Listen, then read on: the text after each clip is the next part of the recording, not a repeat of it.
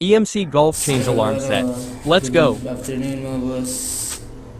Ito pala yung EMC Gulf. So papalitan natin ng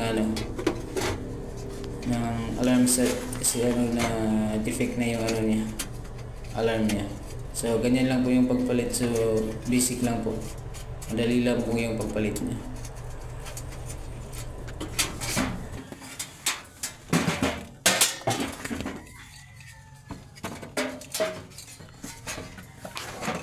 So ayan boss, yung luma niya. Yan yung luma, ito naman yung bago. Ito yung ipapalit natin sa kanya.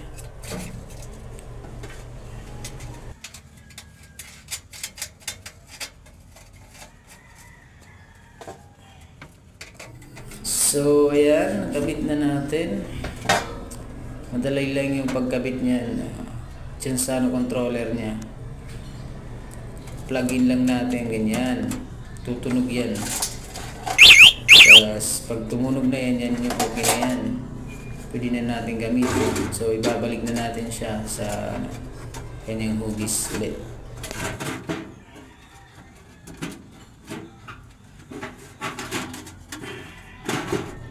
Dahan-dahan lang yung pagbabalik kasi yung niya baka mabunot.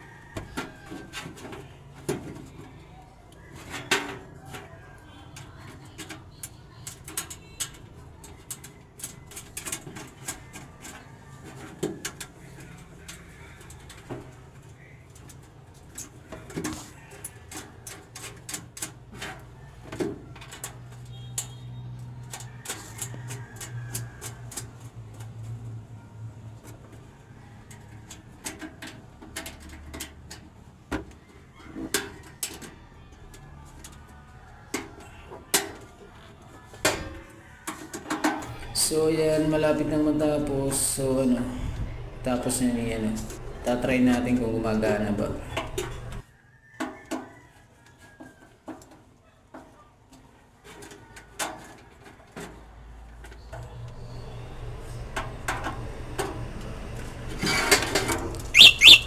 Try natin. Try natin paganahin yung iba gamit yung keyless. Yan, bagana na po siya boss. Gamit yung remote lang sa kanyang alarm. So ganyan lang po mga boss. So basic lang po. Just follow lang po sa